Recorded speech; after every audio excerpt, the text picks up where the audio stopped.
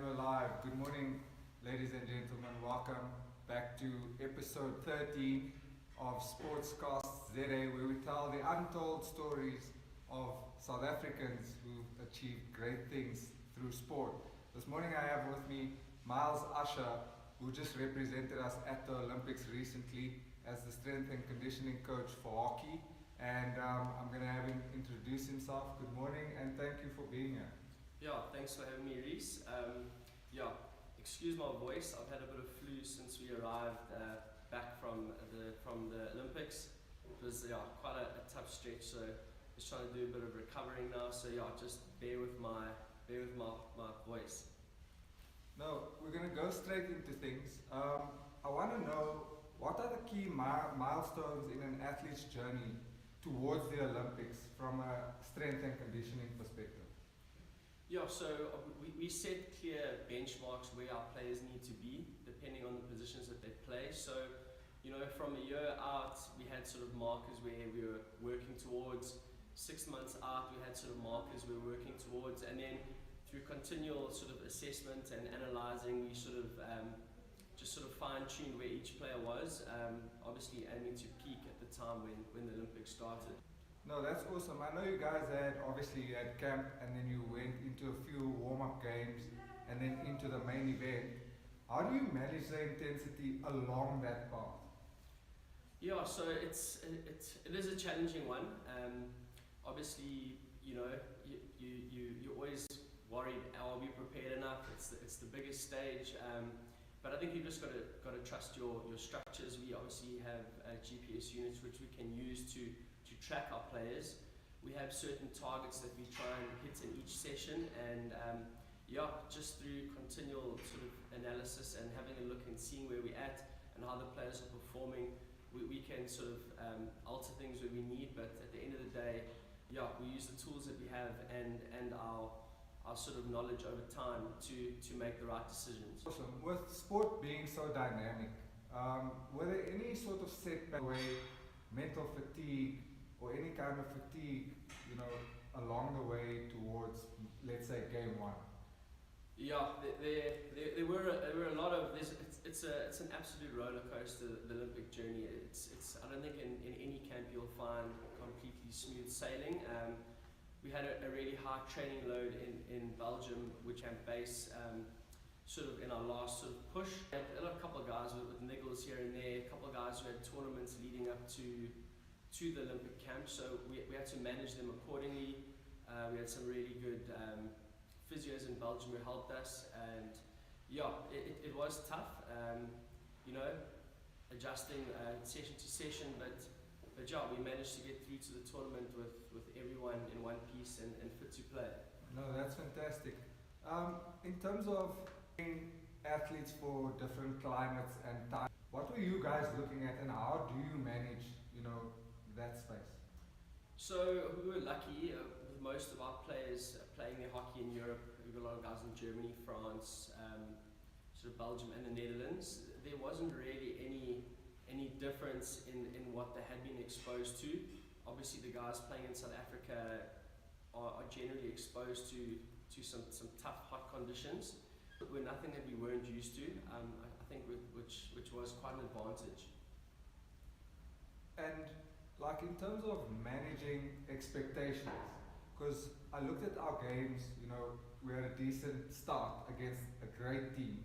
I feel we might have, got across the line should there have been, X, Y, or Z factors, whether it be technical, skills-based, or fitness-based. What did you find when we were competing against the Netherlands that they had the edge over us? I think so. Like the key thing in our program is we've got some of the most talented players in the world. Our challenge is that we struggle with time together, and with time together comes forging those little relationships on the field, and understanding how everyone's movement works. So it is a struggle for us, and I felt like Netherlands are a full-time program every week together. So obviously they have a lot more natural synergy. We actually had them on the ropes. They actually seemed quite desperate when we were coming back, but unfortunately they scored some soft goals in the first first two quarters, which put us under pressure, and I think also just adjusting to that Olympic stage is a challenge. And obviously, as we play more competitive hockey in front of big crowds, I think you will see building towards LA in 2028. We're going to shock the world for sure. No, that's awesome to know, and I know you've only been with the team for like 2 years and 7 months or so, and counting obviously. And I know generally you prepare over a 4-year period for the Olympics, so I can only say with certainty that the next one will be so much better from a strength and conditioning. I want to find out about the Olympic Village. That's a special, unique experience for anyone that goes there. So, how do you manage the impact of the athletes' routines in that sort of space? Yeah, so it was quite a challenge. We had come off a couple of really heavy training days, and looking at our athlete monitoring tools, we monitor the players' sleep, time of sleep, their quality, their energy levels, their muscle freshness. And when we arrived in the village, they had just sort of improved after absorbing the stimulus of our training camp. Adjusting to the village is really tough. Obviously, everyone wants to go sort of have a look around and see what's happening. It's adjusting to a new sleeping environment, the different beds. So we did notice a dip in our players' sort of readiness markers of the first 2 days in the village. Luckily, we got there over a week in advance, which really did help us just to settle in, and by the time we got to our first game, we had recovered from it. But yeah, there's just so much going on in the village, meeting other athletes, seeing all the different things on offer. It is a once in a lifetime, that kind of thing. So it was a challenge. We did have sort of measures in place to try and manage that with the guys not walking around so much. There were bicycles in the village that the players could use. So we gave them a day or two just to adjust into that environment, Nice. where we allocated time for them to recover before we really got back to our tough training. No, that's fantastic. And you learned from the Olympic experience as an SNC, and how will that better inform your methodologies, or what can you learn from that going forward? Yeah, so I'll tell you a story about the Olympic gym. It was phenomenal facility, massive, millions and millions of euros with the money got city. When we arrived there, we arrived on day 2 where the village had opened, so it was still pretty quiet. And as it got busier, we saw wrestlers, we saw people who were competing in judo, people from all kinds of sports. It was really interesting to see how those people prepare their athletes in different ways. I mean, there's many ways to skin a cat in terms of your methodologies, but I think it was an eye-opener to see how the same goal can be achieved in a variety of different ways. I wouldn't say that I would change anything about the way that we planned. I felt like we had a really good system that our players trusted in from a strength and conditioning perspective. Yeah. But obviously I still need to take time for all our GPS sort of results, our athlete monitoring systems, and have a look at things and see what I can derive from that in improving how you approach a tournament like that going forward. No, that's awesome. You obviously speak about the gym, but I know the nutritional side can be quite incredible as well. What was that like? Because I know what the cafeteria was like, and this time, was it any different? Was it better? The dining hall was, it's something else. It's about 150 meters long, and just as far as you can see, there's just food stations everywhere. You could pick and choose from a variety of different cuisines. There was, your traditional French cuisines, all the omelets and the croissants and that sort of thing. But I think there was something for everyone. You'd have your sort of fruits and yogurts, your hot food for your breakfasts. There was Asian food. There was a full halal section. There was a wide variety. one thing, you could almost fall into a trap though, because there's so many options available. You know, I had to speak to guys to make sure that they stayed quite disciplined Within and not, the plan, and not try and change too many things. In our training camp leading up, we were lucky enough to have a Future Life sponsorship, which was really great. They've got some really good products in terms of recovery and your protein intake. So our guys were in quite I felt like they managed it well. It was also, it can be tough. I mean, they have Magnum fridges that you can help yourself to at any stage of the day. So yeah, you have to be disciplined. I think once we finished the competition, the guys got stuck into that's when you get rewarded, really, right? Into the Magnums and the croissants. But our guys, they obviously knew what the job at hand was, and they were pretty good with managing themselves accordingly. Well, that's amazing, because my next question was, how do we keep our athletes hydrated and obviously at optimal energy levels during the game? What tricks and trades were you guys using? Well, we try not to change too much. We try and structure our meal timing. So we had a couple games around midday and a couple games in the east time where we have like a primary meal and then a top-up meal, and then we obviously sort of prescribe what should be eaten. Everything's obviously tried and tested. The guys know what works for them. They've had time previously to see what works for them. Also at the venues, the facilities are remarkable. Like Powerade was the sponsor, so there were cooler boxes with everything that you could think of. So our guys know what works for them, what they need to do. It's kind of at that stage it has to be automatic. They know what happens. There's nothing new. It's our tried and tested systems. Yeah. And what was the most rewarding experience for you, like being part of the Olympics? I think it was. We didn't get a chance to go to the opening ceremony, unfortunately. We had a match the next day against the Netherlands, which was obviously disappointing for the players and the group, but we were there to play hockey, and the decision was made that we could stay and rest and get a good night's sleep.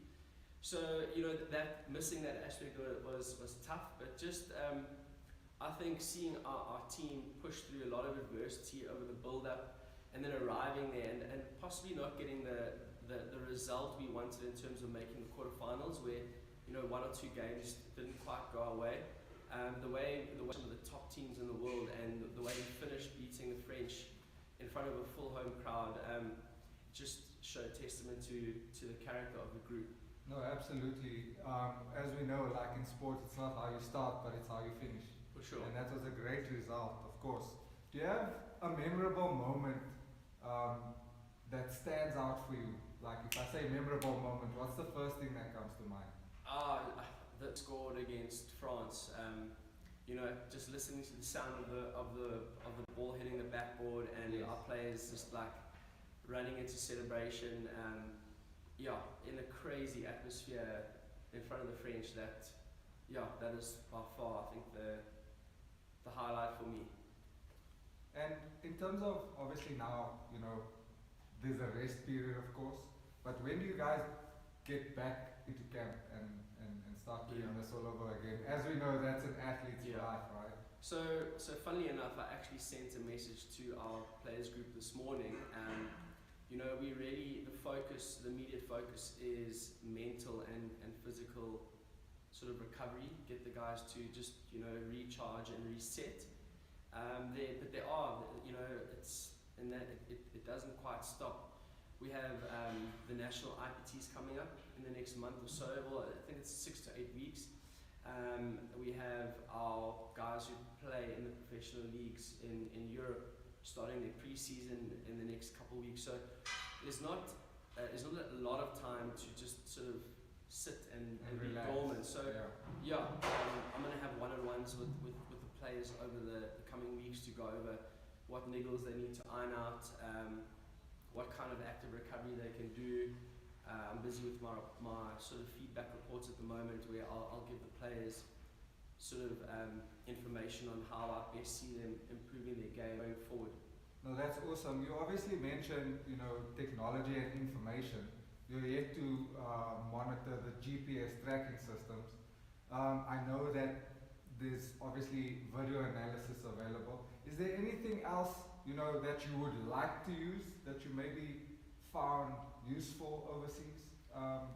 So with our GPS system, we unfortunately don't have live tracking. It is something that we would like to incorporate or add onto our GPS system. It's obviously very costly, and funding is a bit of an issue for us. So we have GPS systems where I can do an analysis post game.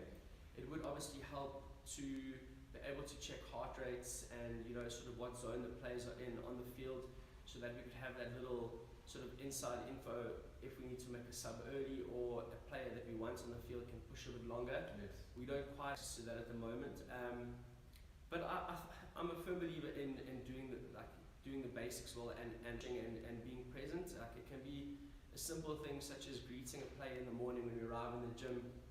You can pick up on certain things that you develop through experience, where you can see if there's something wrong, if the player needs something, and I think having the clear communication channels where you can find out what exactly the player. It is old school. We have the technology that helps us in certain areas, but I think just being observant and present goes a long way in being in the place that you need to be. No, that's incredible. Speaking of funding, I saw you met the Minister of Sport, and I want to know what that was like. What sense did he give you that, obviously he's been very vocal. I recently watched him welcome our athletes yesterday morning, and, him being himself, standing by his word.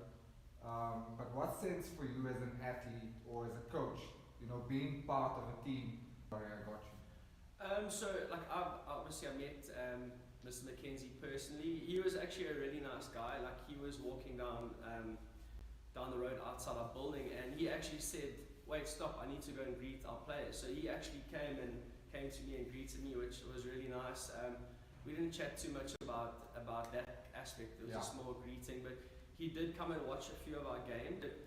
Most of our players have full-time jobs, and we are now knocking into the top 10 in the world. So I think that the main thing that we need is more time together as a group. So, if we could have camps every 3 to 4 months where we could spend a couple of weeks together and start building layers onto our sort of game, that would really help. So I have seen some videos in the media over the last few days where he is acknowledging of our situation, and I think we will see in the coming months something come to fruition. There are a couple of sponsor opportunities that I know are in the pipeline, but we've got the World Cup to prepare for in 2026, and that is something that I definitely think if we get that funding and that structure on board where we can afford to have training camps with our group, I think we could really make some waves there. So nothing's set in stone yet, but we are very hopeful that something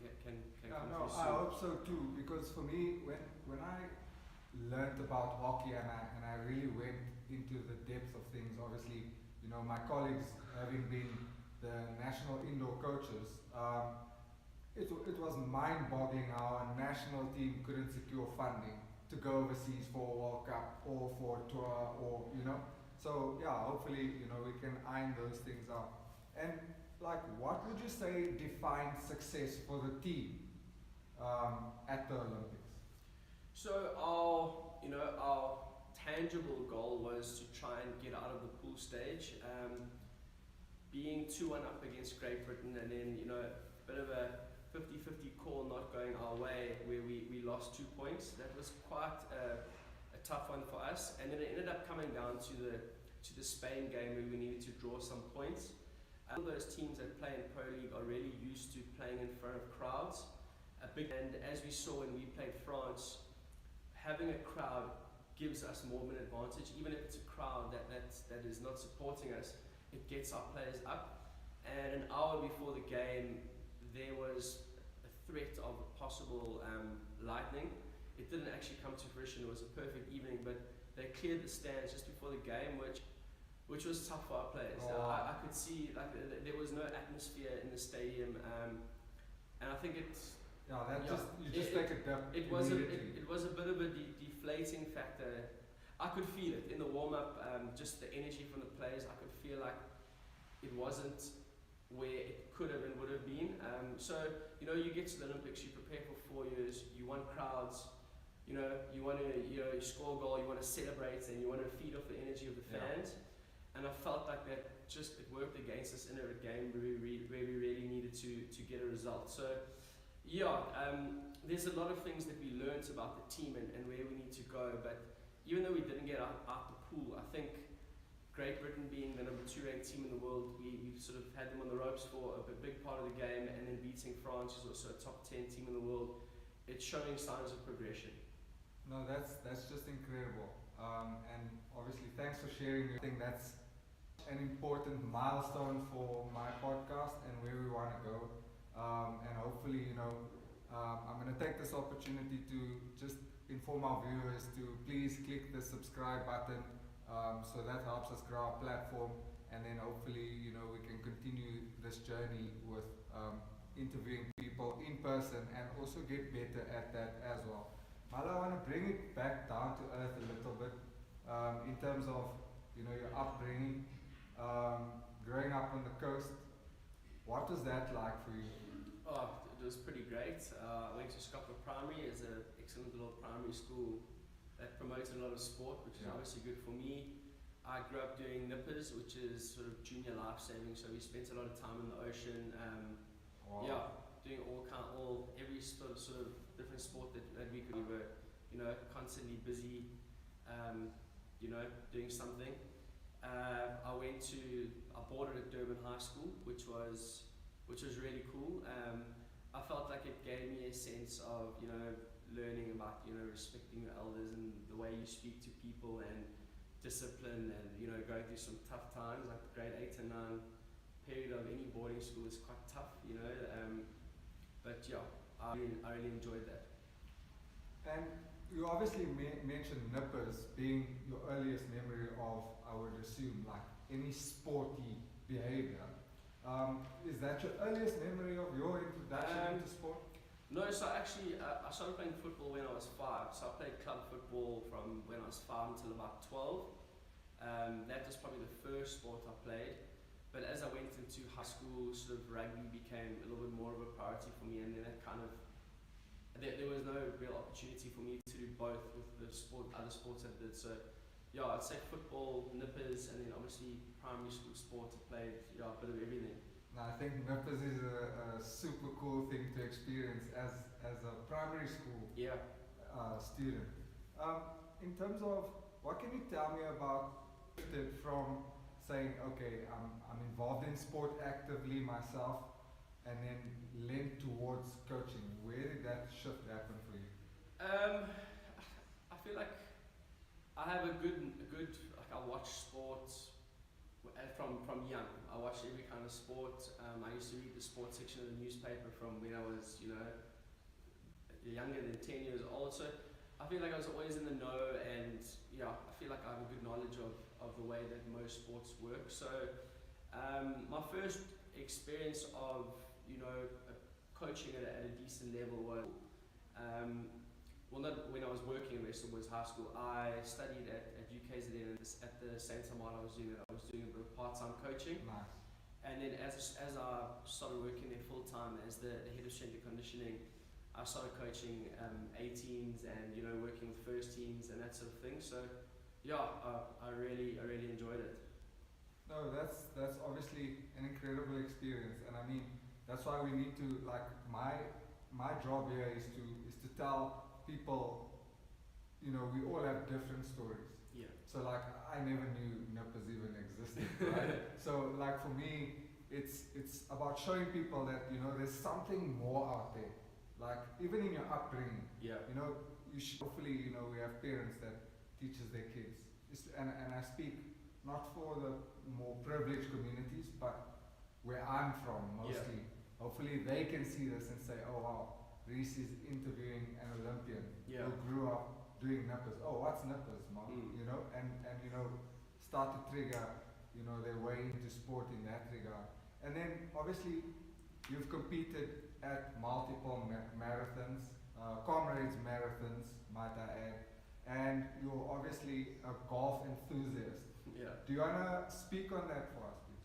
I did my first comrades when I was 21. I was always pretty good at running from I was as long as I can remember. I've got some. So I've been on the podium at SA Champs for the long run. When I was young, we won the beach relay title when I think I was under 12.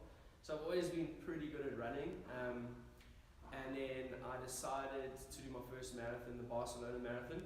I was over that side in Spain, and when I was there, it coincided that it was there. So I pulled the trigger, did the Barcelona Marathon, and decided, I've always wanted to do comrades. So 21 I did my first comrades marathon. I mean, like for me, obviously watching you train for the comrades, I think this year we had an uphill race, so it was it down? No, it was up. It was up. Like what form of training and how long do you need to train for, and how do you manage not overtraining to complete the marathon? Yeah, so it's tough. There's a lot of factors that you have to look at. There's obviously the level that you can run at, the speed that you can run at, your sort of training history, and then you sort of gauge your training based on what medal you're aiming for. I was aiming for a silver, which is a 7 hours 30. I narrowly missed it this year, but I think I was a little bit short on the mileage. But you've got to build a good aerobic base. It's sort of around your November to sort of Jan, Feb. And then as you build closer, you sort of ramp up your mileage, and then you work on your different elements depending on your periodization plan. But normally April is your peak month. You can run anything up to 120, 140 k's a week. I didn't always get to the number that I aimed for. Obviously, working at Radio, we're in the gym every morning at 6, so I struggled some days to get the mileage in during the week, and then I had to try sort of play catch up on the weekends. But it's a journey. Your prep is never the same. I don't think you'll ever have a perfect preparation for comrades, and sometimes even if you do, sometimes in the day it's just not your day. So you just got to do the best you can, and I think when things don't quite go wrong, don't get too flustered. You have to be adaptable, and you arrive on the day fresh, as opposed to trying to compensate or. It's complicated, but the journey is something that's really good. I felt like you have to draw a lot of commitment to your plan, and just grinding it out, waking up and running when you're tired. It grounds you. It gives you a good sense of discipline and structure in your week, which is something that I really like.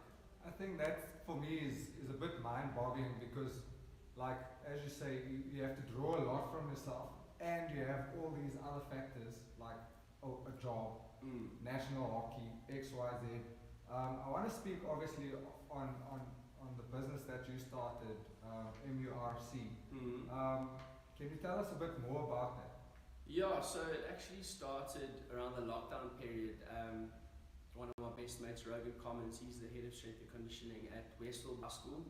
We decided to start doing work on our social media platforms, to keep people vested in over the lockdown period, all those lockdown workouts. So we had when we realized there was going to be a lockdown, we quickly filmed a whole lot of stuff, and then that's where it started. And then since then, we've both worked with some amazing athletes with some really good results and progressions over time.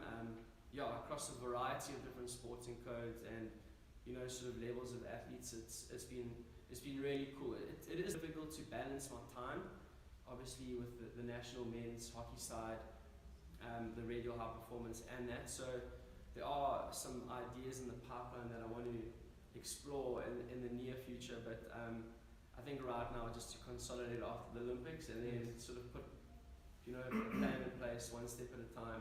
You'll see some really cool things come in the near future. No, that's incredible, and I wish you all the best in that regard. And that's obviously being in sport and technology, combining the two is always, I think, a recipe for success. And obviously with your vast catalogue of athletes that walks into the gym is just incredible. In terms of if you had to list 5 of them, what are your most memorable milestones or moments today? Sure. So changing my career path was so I actually wanted to become a teaching golf pro, and then I kind of started working in the industry, and then I just one day I just realized this is not for me, and I went back to varsity at 23. That was obviously a big change in my career. I think my passion for what I do, and when I started working full time, in terms of providing a service for a variety of different sporting codes, as opposed to just your, traditional primary SA South African sports. That really, just got the juices flowing. It really inspired me, and then, just trying out new things, being on top of your game in terms of researching, being constantly listening to podcasts, seeing the different. If you can pick, one thing from each podcast or person that you encounter, and you try it and it works, it doesn't work, but you constantly sort of going in the right direction. I feel like that's helped me sort of stay on my toes and try and, constantly be in search of improving your game. That's helped. I think those are probably the key moments in terms of getting me to where I am currently. No, that's fantastic to know that. And in terms of advice for athletes, from a strength and specifically from a SNC perspective, what advice do you have for, let's say schoolboy level going up? What should they be doing now in order to, let's say, in a couple of years' time, be in contention for like provincial sides and beyond? So I think really making sure that your quality of movement is good. I think like a lot of athletes that I see, they try and jump steps in the process. So teaching yourself how to move well first, getting strong and stable in your fundamental movement patterns, and sticking to a program. Like I see a lot of times guys are just up and down, not tracking their progress, using a proper training log. I think that allows for consistent, overload and adaptation, where I think, Rome is never built in a day. You're not going to get to where you need to be. It's a journey. So I think being patient, being consistent, and, listening to as well, I think it is, a good guide to working your way through, especially the schooling sort of years. Yeah, I think from my side, growing up, not even knowing what an SNC was, I literally had to train on my own. Yeah. My coach gave me a few objectives to reach, do a beep test every now and then, push-ups, sit-ups, burpees, all the basic sort of testing. Yeah. So those of you who have access to an SNC, please do not take those people for granted. It will only make you stronger, better, fitter, sharper, faster, and overall a healthy human being. And knowing Myles, running comrades, playing golf, always outdoors. He's the epitome of health, I would say, for me. Of anyone that I've met in my life. I've seen many people train, but then there's your kind of so fun and incredible to be a part of, For sure. So, I'm a skinny guy, and I don't need to like pick up these heavy weights, but coming to you, you've said, no, listen, why don't you do X, Y, and Z? So I'm suddenly incorporated, and I feel welcome in a gym sort of setting. For sure. Not lifting like 180 kgs, but I can still be healthy in a sense as well. For sure.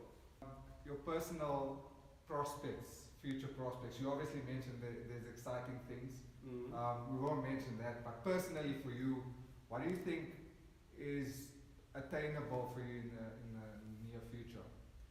I think a lot of, especially this year, all my energy was channeled into making sure that our hockey players were ready for the Olympics. Obviously, at very slightly new. We're trying to create a buy-in and get our students to enjoy, being active and seeing what they're capable of and starting to compete against tier 1 schools. Those are things that I have sort of been working towards. I think now, over this little period where we're on holiday, I think I'm going to take stock and sort of set some new goals. I think, everything was sort of channeled towards sort of this period. So we'll take some time to reassess and have a look. There are some things that in the pipeline that I want to achieve, but I won't speak. I won't speak those verbally just yet. And then do you have quotes for us to live by? I wouldn't say, for me, I wouldn't say a quote, but I would just, for me, consistency of effort applied over time will get you the results you want. No, that's 100%. If that quote hasn't been said before, we'll put that one down as a Myles Usher exclusive. No, consistency of effort, allows you to, sometimes people are in a rush to get from point A to point B, but often, the consistency of the effort, learning to enjoy that, when you look back over a period of time, you can actually see how far you've come. But the thing is, it has to be consistent. And enjoying what you do allows you to be consistent. And I've seen the best results with athletes is just that, applied effort teaches you to be able to control your mind, getting up and training or doing things that you possibly don't want to on a certain day. It builds resilience, and that's one thing that I would say would help any athlete or anyone in life is that. I think I asked that question because I like to, also receive some advice from the person I'm interviewing. Because if you say apply effort, consistency over time, will yield results. For sure. Obviously, I've started this podcast now. I've been fairly consistent up until this point, and I mean, we're just on an upward trajectory now. Yes. So that's why I kind of asked the question, but also for the audience. And ultimately about you as well, documenting that quote, so sure. I can now go and clip that part and say, okay, you can keep this in your archives 100%. forever. For And sure. then finally, Myles, what do you want to be remembered as? I want to be remembered as the S&C coach that cared most for the players. If a player knows that you care, they will do what you ask them to do, because that they'll know that what you want for them is in their best interests and that you are vested in their progress and their success. No, that's incredible. I just want to take an opportunity to thank our sponsor Coop Active, like coopactive.com, and use the coupon SportsCastZA10. You'll get a 10% discount off your first purchases. Myles Usher, thank you so much. I really appreciate it. Enjoy being here. Thanks. Thank you.